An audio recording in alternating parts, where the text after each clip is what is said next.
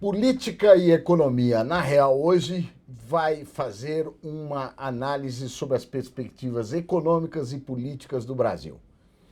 Eu, Francisco Petro, estarei conversando aqui com o grande jornalista José Márcio Mendonça. Tudo bem, Zé Márcio? Passou bem o ano? Boa tarde, tudo bem e você? Tudo ótimo, graças a Deus. Preparado para o ambiente que está se formando aí? É um ambiente meio caótico, né?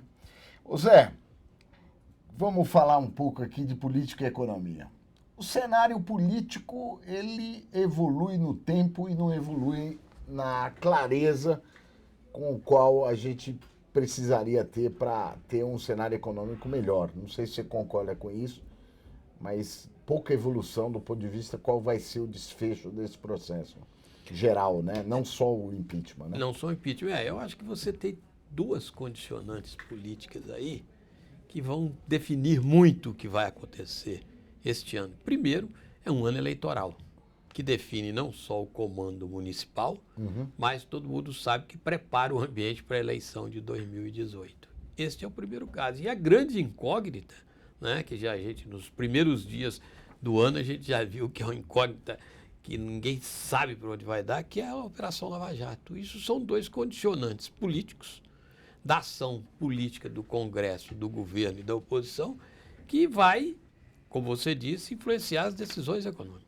Agora, Zé, não sei se você concorda, mas em termos especificamente de impeachment, aparentemente a intervenção do STF no rito do impeachment foi favorável ao presidente no seguinte sentido. Hoje, se a bancada governista, título governista, mudar de opinião e for para a oposição, e o Senado não vier a receber a ação de impeachment, esse, vamos dizer, traidor da base governista vai ficar numa posição muito prejudicada do ponto de vista dos seus interesses, alguns deles, inclusive, meio ilegítimos, digamos. Portanto, a presidente tem uma margem de manobra hoje bastante aumentada. E a probabilidade do impeachment, de uma hora para outra, se reduziu bastante. Ou seja, o esforço das ruas vai ter de ser muito maior do que a gente, em princípio, esperava. O que você acha disso? Eu concordo com você. Eu acho que o impeachment, digamos, já esteve mais próximo, né? As decisões do STF colocaram a situação como você descreve. Agora, duas coisas que é preciso considerar, não é isso? Primeira coisa a considerar é o seguinte, é como o país vai estar na hora que o impeachment estiver sendo discutido. Isso tem um aspecto importante. Porque ou seja, em termos de econômicos, como vai estar o humor da população, não é isso? E isso pode influenciar os parlamentares que estão de olho na eleição. Isso é importante perceber. Eles estão de olho na eleição, dependendo do humor da sociedade, eles podem pisar no freio ou não pisar no freio. Esse é um aspecto. E outro aspecto é que a discussão, apesar das decisões, isso você poderá dizer muito melhor, mas eu já estive analisando um pouco isso, a discussão sobre o impeachment, sobre o rito do impeachment, não está totalmente encerrada, apesar das decisões do STF. Uma vez que o notório Eduardo Cunha está preparando, junto com juristas de fora e juristas do Congresso, embargos a algumas das decisões tomadas lá pelo Supremo a partir do parecer do ministro Luiz Barroso. Um deles é tentar derrubar a questão ainda do voto secreto, o outro é discutir a possibilidade de existir ou não uma chapa alternativa, ou coisas assim. Ou seja, ainda vamos ter uma longa discussão antes de você... Antes, inclusive, se comenta muito isso, antes do acórdão do STF, que é o instrumento de decisão dos tribunais, o chamado acórdão, ter sido sequer publicado, né? Exatamente. Então, isso aí é a primeira grande incógnita do ano, é exatamente isso, o impeachment. E o que as revelações do Lava Jato, que nos surpreendem diariamente, podem fazer sobre esse assunto. Agora, Zé, ainda falando aqui de time, você tocou no assunto de como a economia pode estar, né? Se a gente considerar que a votação do impeachment vai ser de meados de março para frente, possivelmente entre meados e o final de março, Não sei se você concorda com isso. Mais ou menos essa é a data. Digamos, eu acho que a alteração do cenário econômico para fins de pressão sobre a presidente, eu não sei se vai ter uma alteração grande. Primeiro, porque os números que já estão saindo, bastante deteriorados, inclusive, já configuram um cenário dramático na economia. O cenário econômico é dramático. Vamos ter uma queda do PIB por volta de 4%, uma inflação próxima de 11%, e um resultado calamitoso do ponto de vista do crescimento marginal do emprego, do desemprego, né? Tivemos aí um ano de 2015 muito desastroso. Agora, de outro lado, você não acha, quer dizer, que diante de um cenário econômico tão desastroso, a situação da presidente é até razoável em termos de perspectiva do impeachment, ou seja, de não sofrer o impeachment, porque aqueles que estão propugnando o impeachment também perderam credibilidade. Por exemplo, o vice-presidente Michel Temer tem hoje no Eduardo Cunha um aliado, sabidamente uma pessoa implicada em grandes problemas, inclusive crimes, lavagem de dinheiro, etc. De outro lado, nós temos uma oposição que está muito pouco atuante, a oposição também está de férias. De férias e está também um pouco aliada a Eduardo Cunha, o que não é bom. O que não é bom. Você não acha que a população meio desencantou-se também com aqueles que estão propugnando? Ou seja, ela quer eventualmente impeachment, mas não confia nos agentes? Pode ser, eu acho que você tem razão. Agora, o que eu falo não é tanto sobre os números da economia, é sobre a economia real.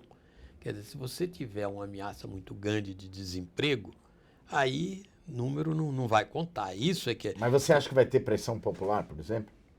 Não, só se você tiver. Em princípio, não, mas você vê, por exemplo, você teve algumas manifestações já sobre o aumento do transporte público. Aqui em São Paulo. Aqui em São Paulo, movimento teve no Passe Rio. Livre. O movimento Passe Livre. Teve em vários lugares, mas aqui teve alguma violência e no Rio também teve alguma violência, aqui mais do que no Rio. Quer dizer, esse movimento é o grande nó da questão.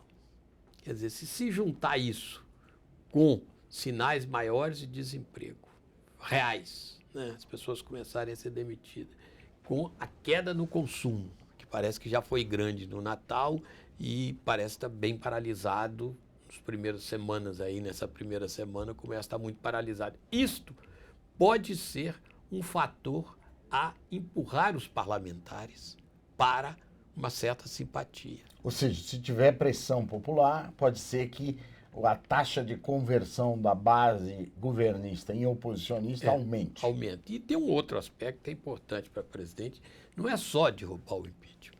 Isto eu acho muito fácil no momento. Né? Precisa apenas evitar ter 171 votos na Câmara. É que ela precisa ter uma votação significativa. Para indicar que as condições de governabilidade são fortes. Se alteraram. Quer dizer, ela precisa não só ter 171 votos, precisa ter 300 e poucos, ter uma maioria para que os agentes econômicos, de um modo geral, percebam o seguinte: há uma condição de governabilidade. O governo tem uma base de sustentação. Não é apenas um número pequeno de gatos pingados que evitam o impeachment, mas não garantem nenhuma governabilidade. Ou seja, a reversão do cenário político brasileiro vai depender muito de evidências de quem vier assumir o poder, se houver o impeachment, ou permanecendo no poder a presidente Dilma Rousseff, as condições de governabilidade, sustentação no Congresso e de capacidade de propugnar políticas, porque hoje isso está muito deteriorado. Nesse campo aí, Zé, não sei se você concorda, nós tivemos uma alteração extremamente importante no cenário, que foi a tão esperada mudança da política monetária norte-americana, que indica um novo compasso, mesmo que ainda modesto, dos juros no campo internacional, e duas outras modificações bastante substantivas. A primeira, relacionada à desaceleração na China. Na verdade, o que existe hoje é que os instrumentos de política monetária da China, bem como os instrumentos fiscais, não estão sendo suficientes para indicar uma reversão da taxa de queda da economia chinesa. E o segundo aspecto, que está relacionado a isso, mas nem tanto a isso, é a queda rápida do preço do petróleo. que é mais uma commodity que entra na linha de queda e, portanto, de prejuízo para os chamados países emergentes, que, como categoria de ativos no mercado financeiro internacional, perdeu completamente o prestígio. Então, dentro desse novo cenário, o Brasil está se colocando com a perspectiva de aumento da taxa de juros. Quando China, Índia e África do Sul pensam em, só para citar 3 exemplos, pensam em reduzir a taxa de juros, aqui no Brasil o Banco Central, por força da inflação elevada, pensa em aumentar a taxa de juros. Esse cenário confuso do ponto de vista político, de política econômica, pode provocar um problema maior do ponto de vista político. Então, essa configuração de baixas condições de governabilidade, com uma situação econômica, inclusive no cenário externo, mais deteriorada, é uma consideração importante nesse início de ano. Não sei se você concorda. Eu concordo. Eu te pergunto o seguinte: o que levaria o Banco Central nessa situação que você descreve, inclusive nessa incerteza do que vem da China? Há uma incerteza. O que vem do petróleo e junto à Petrobras. O que levaria o Banco Central a aumentar os juros? Olha, tudo indica que vai, né? Juro, aparentemente vai, e se criou uma equação complicada para o Banco Central. Porque se ele não aumentar a taxa de juros básica, ele será considerado como refém da administração central do governo, ou seja, presidente e ministros. Se ele aumentar a taxa de juros, ele pode estar incorrendo num erro no seguinte sentido: a atividade econômica está deploravelmente baixa, o emprego está caindo numa velocidade considerável e a taxa de inflação, grande parte da taxa de inflação, é ainda motivada por preços administrados e pelo próprio movimento do dólar.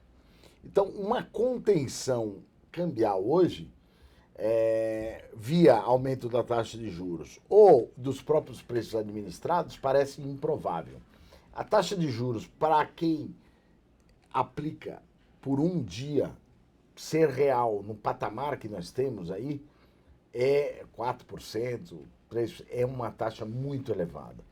Portanto, eu acho que a situação da política monetária no Brasil entrou numa rota novamente muito perigosa. Se aumentar a taxa de juros, há deterioração fiscal substantiva, com resultados sobre a inflação muito incertos. Mas e de outro lado, se não aumentar, depressão? O Brasil está em depressão. Essa situação de queda de 4% do PIB não é uma situação considerada minimamente de ajuste, já é um quadro depressivo.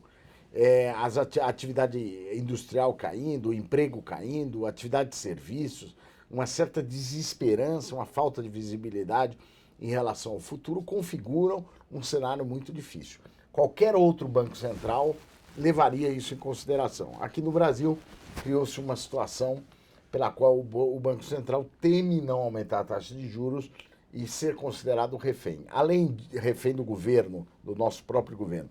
E além disso, acho que tem uma coisa que o Banco Central não diz, mas que deve estar acontecendo. Com a situação internacional se deteriorando, eu acho que trata-se de uma tentativa de se evitar que esse risco entre pela via cambial. Ou seja, o Banco Central espera provavelmente novas desvalorizações cambiais que podem deteriorar o cenário. E nesse sentido estaria aumentando a taxa de juros. Agora, em cima disso, Pedro, está havendo uma forte pressão política para o presidente dar uma certa guinada na política econômica. Até do PT se fala em guinada à esquerda, ou seja, abandonar o foco no ajuste fiscal e começar a tomar medidas para incentivar a atividade econômica, inclusive com liberação de crédito e outras coisas mais. Como é que você está vendo isso, essa pressão a qual está submetido o ministro da Fazenda? Eu acho que a presidente da República ela não tem credibilidade nem para dar uma guinada à direita, e nem à esquerda, e nem ao centro. Eu acho que é preciso, primeiro, recuperar condições de governabilidade mínima para fazer um movimento desse tipo. Além disso, dar uma guinada à esquerda hoje significaria exatamente o quê? Fazer políticas pró-atividade econômica não é uma atividade típica de um governo de esquerda, é uma uma atividade que deveria ser de qualquer governo. Ocorre que aqui nós temos também um problema. Por quê? Porque estas tentativas de se criar condições mais favoráveis ao crescimento via alteração das variáveis atuais da política econômica carecem de sustentação política. A consequência é que isto é visto como um aumento de risco e não como algo favorável à atividade econômica. Então, há um imobilismo, há um enorme imobilismo em termos de política econômica que faz com que o governo não saia do lugar. Ele não tem capacidade de propor e quando se examina o que ele propõe, quase tudo é considerado errado. Então, na realidade, o debate econômico brasileiro nunca esteve tão pobre, tanto quanto as condições de governabilidade. Inclusive sobre a questão do chamado ajuste fiscal, né? O governo continua apostando num ajuste fiscal, né, em uma economia de 0,5% do PIB este ano, mas ainda não disse como vai realizar isso. Ao mesmo tempo, há algumas apostas em reformas de médio prazo para, né, melhorar as condições fiscais, que seria uma parte de reforma trabalhista, uma parte de reforma da Previdência, inclusive com imposição a idade mínima para aposentadoria. Isso são propostas. Você acha que isso bate com a condição política atual do governo? Essa é a pergunta. Por exemplo, isso vai contra o partido do governo e vai contra a base do governo. Que nessa altura. A base mais fiel, inclusive. Mais fiel. Que nessa altura não quer, num ano eleitoral, medidas que são consideradas, sob certos aspectos, como impopulares, que é mudança na Previdência, mudança nas relações trabalhistas. Quer dizer, um quadro esquizofrênico, não é isso? Esquizofrênico não só por parte do governo, como por parte, inclusive, dos críticos do governo. Porque não se vê nenhuma grande novidade em termos do debate daquilo que é possível fazer. E quando isso é feito, não se consideram quais são as variáveis políticas que viabilizariam aquelas mudanças. Então isso remete a um quadro confuso, inclusive num cenário eleitoral municipal. O que você está achando dessas eleições, onde o financiamento privado não existirá mais, onde os partidos não têm credibilidade e onde os governos que estão aí, as administrações que estão aí, estão carecendo de recursos para fazer as suas políticas no ano eleitoral? Olha, o Beto, se olhar a situação de hoje, e eu agora nesses feriados, eu andei dando uma rodada no interior, não no interior do Brasil inteiro, mas em alguns lugares, você percebe o seguinte, há um voto oposicionista latente no país. E quando eu falo voto oposicionista, ele é oposicionista contra quem está no poder. Não é isso? Então, se o prefeito é do partido X, a situação dele é complicada. Não importa que ele seja do PT, né? A situação dele é complicada. Mas se ele for do PSDB também, é complicada. Ou seja, há uma insatisfação geral da população. Então, o clima de voto oposicionista é muito forte no Brasil. Muito forte. Portanto, você está achando que o PT sai bem menor em termos municipais? Sim, porque ele é um problema, que é um partido que já é governo federal, né? Mas isso não quer dizer que quem é oposição ao governo federal, mas é a situação no governo municipal, vai bem. Não vai. Não vai. Eu acho que o índice, se não mudar o quadro, o índice de chamada reeleição, no sentido de reeleger o prefeito atual ou ele eleger o sucessor, vai ser muito baixo. Vai ser o menor no Brasil nos últimos tempos. Ou seja, aqueles que não são ligados ao governo, os governistas serão derrotados na maioria independente do partido que pertencer. Você acha que vai ter uma grande mudança? Uma grande mudança. É a tendência hoje. É a tendência. Portanto, é a manifestação desse antigovernismo, ou seja, do oposicionismo, ele não vai acontecer propriamente na eleição municipal. Ele vai ser muito mais em decorrência das condições das gestões do que o problema partidário. E que horas que essa oposição vai crescer, Zé Márcio? 2018 só? Aí que tá dependendo, aí vai depender muito do como se comportar, porque a verdade é a seguinte: essas eleições municipais, elas vão definir uma coisa. Vão definir, primeiro, assembleias legislativas. Elas são definidas nos municípios pelos prefeitos e um pouco pelos governadores. Não é eleição presidencial. Vai definir o Senado, vai definir a Câmara e vai, né, indiretamente influenciar alguma coisa nos governadores. Ou seja, 2018 é uma incógnita total. Explica, inclusive, certas preocupações do PT e certas disputas internas no PT, que está percebendo, né, que a eleição de 2016 vai definir 2018, em grande parte. Em grande parte, explica disputas internas no PT. Outro dia eu li um artigo de um articulista, não me lembro agora o nome dele, mas muito ligado ao PT, que diz que o lulismo, do jeito que está, o lulismo acabou em 2018. Eu não arriscaria. André Cid, exatamente. Eu não arriscaria dizer isso, mas é uma visão de quem conhece a coisa por dentro, é um professor de ciência política, trabalhou no governo, e ele diz isto. Olhando exatamente. Ligada ao PT, né? Mas com uma visão independente das questões. Então ele diz isto, quer dizer, mostra todas as dificuldades e mostra, inclusive, as disputas internas do PT. Tá óbvio que, por exemplo, você já vê que as pessoas estão se posicionando para 2018 dentro do partido. Portanto, em termos de mercado, se nós reunirmos esta visão econômica, que é uma visão assim, ainda sem perspectiva, eu acho que não dá para dizer que vai ser necessariamente pior, porque as condições de exercício da política estão condicionadas pela questão da governabilidade, que o Zé Márcio colocou aqui. As eleições municipais dentro dessa conjuntura terão menos importância, menos influência sobre o mercado do que se imagina. Porque haverá uma grande alteração, mas que não influenciará vamos dizer, na conformação do voto de 2018, cujas principais variáveis ainda estão a se formar.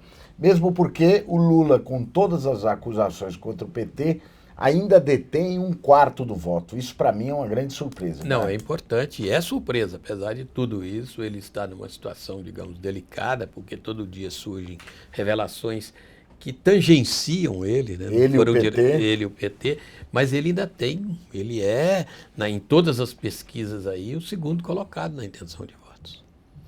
Todas as pesquisas, o segundo colocado, ou seja, ele ainda tem um cabedal muito grande. Agora, como isso vai ser mantido, dentro das disputas dentro do próprio PT, porque há uma faceta do PT pequena que gostaria que a presidente Dilma Rousseff fosse um pouco mais independente de um PT orgânico e mais independente até do ex-presidente Lula. O que parece, às vezes, levar algum choque com a visão do ministro Jacques Wagner. Né? A presidente Dilma Rousseff está não só condicionada pelo seu próprio processo de impeachment, mas também condicionada ideologicamente pelos seus próprios aliados, é isso? Exatamente. E você percebe o seguinte, como a situação é delicada, a cabeça dessa dupla de irmãos Gomes, né, o Cid e o Ciro, às vezes é um pouco complicada, né, mas eles são aliados hoje incondicionais da presidente Dilma, isso é inegável. Você vê o seguinte, que sugestão fez o Cid Gomes outro dia? Que Dilma se afastasse do PT, para poder ter toda independência para gerir o governo fora dessas pressões. Exatamente. O Cid Gomes, ex-governador do Ceará. Ex-ministro da Educação. Ex-ministro da Educação, aquele que dizia que o Congresso tinha 300 achacadores na frente do presidente Cunha e que foi demitido pela presidente por causa dessa declaração. Por causa dessa declaração e de pressões do próprio Eduardo Cunha, então não muito aliado com o governo, mas ainda aliado do governo. Então tudo isso mostra a situação. Isso explica, talvez, certas tomadas de posição do ministro Jacques Wagner, que é o ministro hoje mais poderoso do governo. Seria o Nelson Barbosa, mas quem está falando mesmo pelo governo é o Jacques Wagner. Né? Explica certa tomada de posição dele, ele está reativando as relações do governo com Michel Temer e com a parte do PMDB, tem tido conversas discretas com a oposição, sempre teve bom trânsito na oposição, o que explica também o tiroteio que ele está recebendo nos últimos dias com acusações de suspeitas de envolvimento também em histórias da Lava Jato. Isto eu diria, apesar de o Palácio Planalto dizer coisa que vem do Eduardo Cunha, esses vazamentos, eu acho que pode vir do Eduardo Cunha, mas Eduardo Cunha não tem o conjunto de informações tão grande assim para soltar isso. Tem cheiro de algum fogo amigo também contra essas atitudes do do Jacques Wagner, que seria um petista muito light para o gosto de certo petismo hoje, que é um governo mais duro.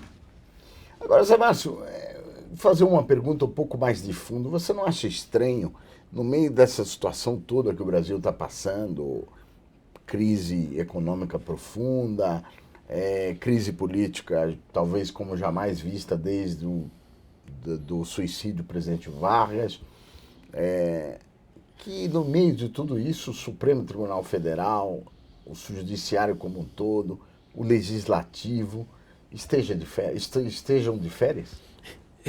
Eu acho estranhíssimo. Estranhíssimo. Famílias perdendo emprego. Né? E estranho. O Supremo quieto, você falou legislativo quieto, o país deveria estar ativo. Mobilizado. Eu acho o seguinte, o país não está mobilizado. O governo está paralisado. O que eu temo é isso. Legislativo e judiciário de férias e o governo paralisado. O que você viu do governo nesses 10 dias, 11 dias de janeiro? Né? Nada. Isso seria nada. Proposta, isso seria normal. Proposta da Previdência, que a gente sabe que não tem viabilidade política imediata. E o que foi? Isso parece um país que está tudo bem, aí dá para todo mundo tirar férias uns dias, mas o Brasil não pode tirar férias. E no meio disso tudo, a presidente Dilma Rousseff, com o objetivo de reunir mais forças políticas junto à sociedade civil, recriou ou redinamizou, como queiram, o Conselhão, que contará inclusive com novos membros, como o neurocientista Miguel Nicoleles e outros. Nicoleles. O que você acha disso, Zé? Olha, eu acho dessas flores, chamamos do recesso, como se dizia antigamente, não tem nada acontecendo, aí se inventa. O que esse Conselhão pode fazer? Apresentar algum projeto? Qual a força política desse Conselhão no Congresso Nacional ou junto à sociedade? São pessoas gradas, possivelmente com grandes ideias, mas o problema é objetivo, é votar no Congresso Nacional, é fazer projetos e aprovar. E alguns deles, inclusive, com demandas enormes junto ao governo, como é o caso do empresário Benjamin Steinbrück, que está no Conselho e que recentemente teve um empréstimo enorme vindo do Banco do Brasil. Então, há interesses também muito particulares dentro do precisamos Conselho. De gente que pense mais no Brasil. E muitas vezes grupos que vão lá defender interesses setoriais, né? Quer dizer, então esse Conselhão é dessas coisas que são usadas para justificar algumas coisas, mas nunca, eu não me lembro de nada que tenha vindo desse Conselhão. Foi criado pelo Lula lá no primeiro mandato dele, né? Nenhuma coisa você diz, olha, isso foi uma decisão do Conselhão e que chegou até o fim, não. Faz reunião, debate, cria grupo de trabalho, mas o que resolve? E no meio disso tudo, né, Zé, a questão da Lava Jato. A Lava Jato continua sendo o maior mistério brasileiro, porque há quem acredite, e a gente conversa com gente que bem situada em Brasília, que diz que a Operação Lava Jato ainda não produziu os maiores resultados. Ou seja, teremos grandes e importantes novidades.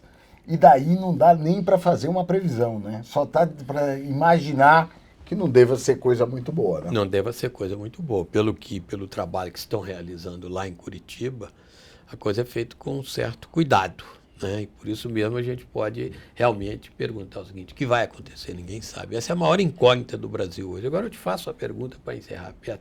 Há possibilidade de uma recuperação da economia brasileira? E ela viria por onde e de que forma? Essa que é a grande preocupação, no fundo. Estamos discutindo tudo isso, mas o que a gente quer ver é a economia parar de piorar. Zé, eu acredito que em termos estruturais e conjunturais, a recuperação da economia brasileira poderia ser até rápida, para um patamar mais razoável de atividade econômica. Por quê? Porque a queda foi muito profunda e muito motivada por motivos políticos. Obviamente, isso só aconteceria se houvesse uma grande reversão das expectativas políticas. Porque quando se diz que o grande problema é político, isso sim é uma verdade. Mas a repercussão econômica dos problemas políticos foi dramático no Brasil. Houve uma paralisia de gestão nos últimos 6 meses e uma relativa paralisia nos últimos 12 meses. Portanto, o país ele está parado do ponto de vista de novas medidas ou propugnar novas ações do ponto de vista político e econômico para mudar. Então, poderíamos voltar com certa rapidez para esse patamar, mas isso depende da solução do nó político, porque senão nós vamos continuar com expectativas deterioradas. Ou seja, de uma retomada dos agentes econômicos, da confiança na capacidade de ação do governo, é isso? É isso. Veja bem, se o Brasil estivesse na condição que os Estados Unidos estava, ex ante da crise de 2008, havia uma expectativa de uma deterioração acima de 3%, 4% na economia americana naquele ano. Isso era considerado um risco não só sistêmico, global, mas um risco de repetirmos a Grande Depressão de 29. O Brasil, neste ano, está fazendo no primeiro ano 4% de queda do PIB, aproximadamente, e neste ano os agentes falam abertamente em queda de mais entre 2,5% e 3%. Isso é um desastre político, um desastre econômico e um desastre social. O Brasil não precisaria estar nessa condição. Essa não é uma escolha propriamente dita, mas isso é resultado da falta de escolhas porque a política não está funcionando. Então eu acredito que a reversão da atividade econômica será relativamente rápida se e quando o nó político for resolvido. Tá certo. Você concorda com isso? Concordo totalmente. Né? O problema brasileiro hoje é político, de confiança, de credibilidade. Tá joia. Então, só para resumir, temos um cenário de eleições municipais com pouca influência dentro do cenário do mercado financeiro e de capital. As eleições de 2008 dependerão das variáveis dos próximos 2 anos, com uma grande incógnita, que é a Lava Jato.